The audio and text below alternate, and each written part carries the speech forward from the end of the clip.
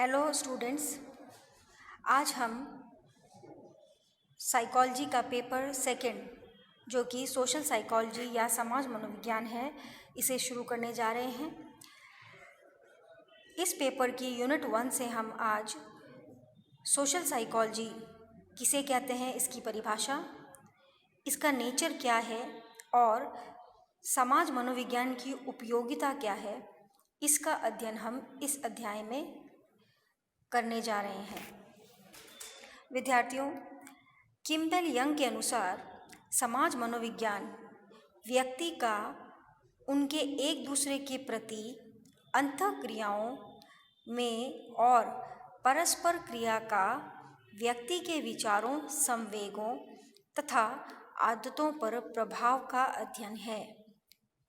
किम्बेल young ने यह बताया कि समाज मनोविज्ञान व्यक्ति का एक दूसरे के प्रति जो अंतःक्रियाएं करते हैं और इन अंतःक्रियाओं से जो व्यक्ति के विचारों, संवेगों, आदतों पर प्रभाव पड़ता है, उसका अध्ययन करना ही समाज मनोविज्ञान है। तो जैसा कि समाज और मनोविज्ञान दो शब्द इसमें हैं, तो समाज का तात्पर्य हुआ कि जहाँ पर स्त्री, पुरुष और बच्चे हैं, और स्त्री, पुरुष और जो ये बच्चे हैं, जो ये आपस में अंतःक्रियाएं करते हैं, उसे हम समाज या सोसाइटी कहते हैं। और साइकोलॉजी का तात्पर्य है कि बिहेवियर का अध्ययन करना, मेंटल प्रोसेसेस का अध्ययन करना। तो व्यवहार और व्यक्ति के मानसिक प्रक्रियाओं का अध्ययन समाज के परिप्रेक्ष्य में करना ही समाज मनोविज्ञान है। क्रैचफील्ड और वेलेची के अनुसार समाज मनोविज्ञान समाज में व्यक्ति के व्यवहारों के अध्ययन का विज्ञान है। तो व्यक्ति के समाज में जो व्यवहार होता है, उसका जो प्रभाव पड़ता है, उसका अध्ययन ही समाज मनोविज्ञान है। बैरॉन और बायरन ने भी 2006 में मनोविज्ञान को परिभाषित किया और उनके अनुसार समाज मनोविज्ञान एक ऐसी वैज्ञानिक क्षेत्र है जो सामाजिक परिस्थिति में व्यक्ति के व्यवहारों एवं चिंतन के स्वरूप और कारण को समझने की कोशिश करता है कि व्यक्ति जब समाज में होता है तो वह किस प्रकार का व्यवहार करता है, उसका चिंतन कैसा होता है, इनके स्वरूप का और इनके कारण को समझने का प्रयास करता है। तो समाज मनोविज्ञान व्यक्ति का समाज में व्यवहार का अध्ययन करता है। समाज मनोविज्ञान की प्रकृति, समाज मनोविज्ञान का नेचर क्या है? विद्यार्थियों,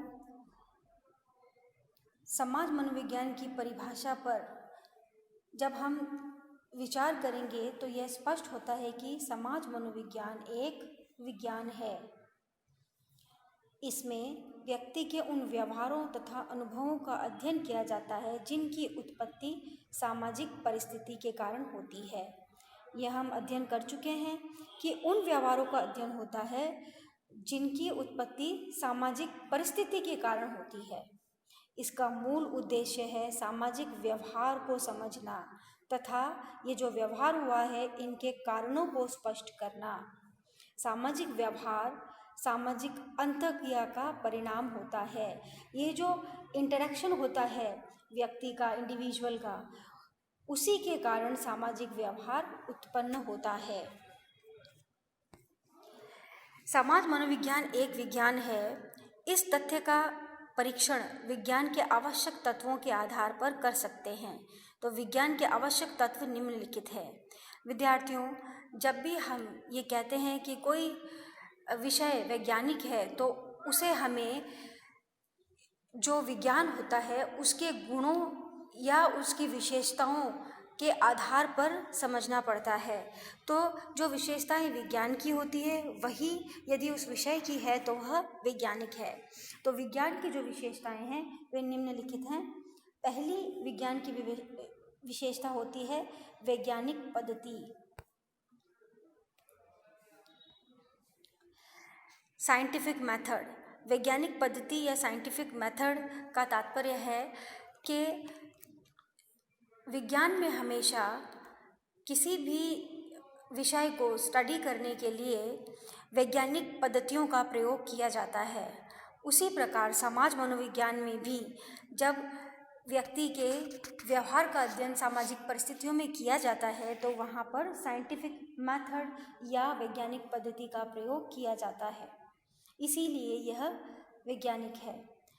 दूसरा है गुण, वह है प्रामाणिकता या वेरीफाइबिलिटी। विद्यार्थियों, जो समाज मनोविज्ञान है उसके जो भी रिजल्ट्स आते हैं रिसर्च के द्वारा, जो परिणाम आते हैं, उन परिणामों को यदि वापस स्टडी किया जाए तो वह सेम रिजल्ट्स जो है वह प्राप्त होते हैं, वही वापस से प्रमाणिक जो परिणाम है वही उत्पन्न होते हैं। इसलिए समाज मनोविज्ञान भी एक विज्ञान है क्योंकि इसमें प्रामाणिकता का गुण है। सार्वभौमिकता। विद्यार्थियों, सार्वभौमिकता का तात्पर्य है कि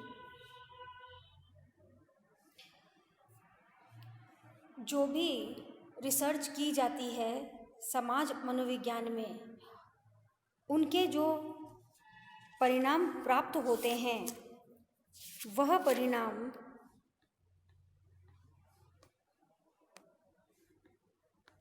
सभी देश काल में एक से होते हैं। समाज मनोविज्ञान के नियम सभी जगह पर और सभी समय पर एक से रहते हैं। जैसे उदाहरण के लिए जो नियम समाज मनोविज्ञान में अगर हम अध्ययन करें कि भीड़ की परिस्थिति में व्यक्ति का व्यवहार अकेले में और जब वह भीड़ में होगा एकदम भिन्न और असंतुलित होता है। जैसे कि अगर यह नियम समाज मनोविज्ञान में बनाया गया है तो यह चाहे इंडिया में हो चाहे बाहर, आप देखिए व्यक्ति का व्यवहार भीड़ में और अकेले होने पर भिन्न होता है।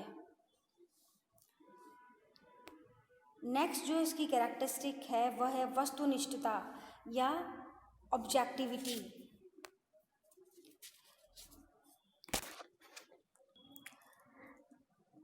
समाज मनोविज्ञान में जो रिसर्च की जाती है, जो अध्ययन किए जाते हैं, वे सभी ऑब्जेक्टिव होते हैं, वस्तुनिष्ठ होते हैं। इसमें तर्क और मतों का कोई महत्व नहीं होता। यहाँ पर सब्जेक्टिविटी या आत्मनिष्ठा नहीं होती। इसमें जो भी प्रयोग किए जाते हैं या रिसर्च की जाती है वह ऑब्जेक्टिव होती है। नेक्स्ट जो है इसकी कैरेक्टरिस्टिक वह है भविष्यवाणी की योग्यता या प्रेडिक्शन।